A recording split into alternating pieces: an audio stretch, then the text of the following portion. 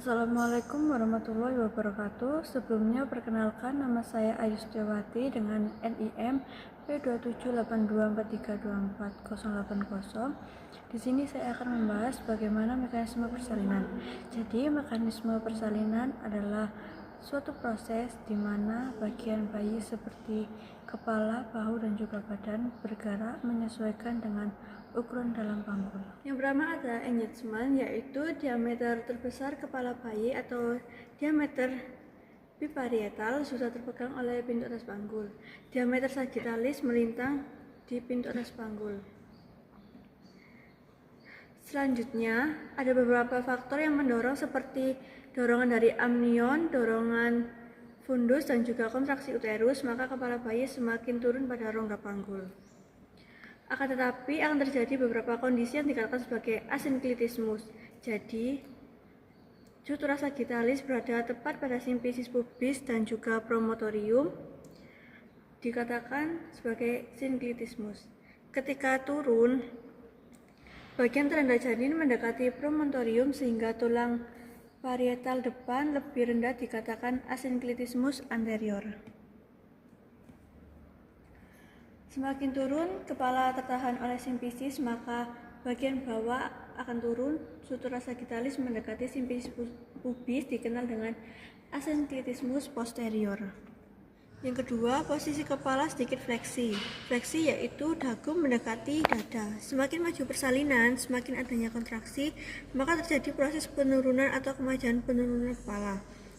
Kemajuan kepala diawali semakin fleksi kepala, dagu semakin mendekati dada, sehingga yang ukuran awal fronto-occipitalis akan berubah menjadi ubun-ubun kecil atau bagian belakang kepala. Sehingga diameter kepala menjadi sub-occipito-pragmatica, yaitu ukuran terkecil kepala. Saat fleksi sudah terjadi secara maksimal dengan adanya dorongan dari fundus, tekanan amnion, adanya kontraksi uterus, bahkan di kala 2 ada dorongan menekan dari ibu. Apabila bayi sudah sampai di bawah spina ischiadica atau bidang ruas panggul, maka bayi akan melakukan putar paksi dalam. Putar paksi dalam terjadi bersamaan antara kepala dan bahu. Kepala bayi akan berputar yang pertama 45 derajat, biasanya ke arah anterior atau simfisis, diikuti oleh bahu sehingga bahu berada pada diameter obliqua atau diagonal PAP. Kepala sudah berada atau berotasi 45 derajat yang pertama, sehingga ubun-ubun kecil ada pada sekitar jam setengah 11.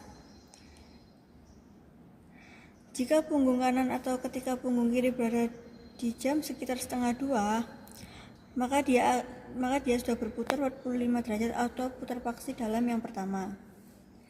Bahu berada pada posisi diagonal ketika kepala masuk putar paksi dalam yang pertama.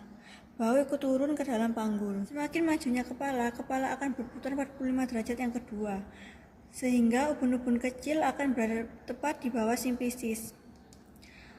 Akan tetapi perputaran ini tidak diikuti oleh bahu, sehingga di setiap mekanisme persalinan akan terjadi torsi bahu dan kepala sekitar 45 derajat. Ketika kepala atau ubun-ubun kecil sudah berada di bawah simfisis, maka kepala sudah siap dilahirkan atau kepala sudah siap melakukan ekstensi.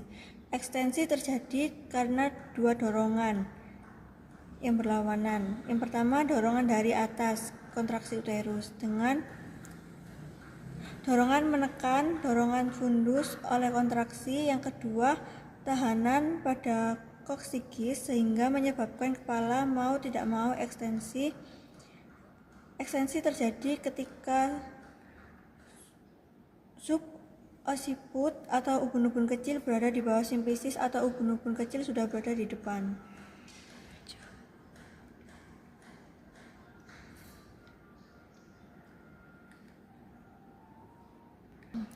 Ekstensi akan terjadi dengan subocciput sebagai hipomoklion atau titik putar akan berada di bawah simfisis. Sehingga dengan adanya tenaga menekan ibu, maka akan dilahirkan bayi secara berturut-turut dari ubun-ubun kecil, ubun-ubun besar, kemudian dahi, mata, hidung, mulut, dan dagu, sehingga lahirlah kepala bayi secara keseluruhan. Kemudian setelah bayi lahir secara keseluruhan akan terjadi putaran 45 derajat menyesuaikan posisi bahu. Setelah putar restitusi, maka kepala dan bahu bersama-sama melakukan putar paksi luar 45 hingga yang awalnya bahu berada pada posisi diagonal berubah menjadi anterior posterior atau depan dan belakang.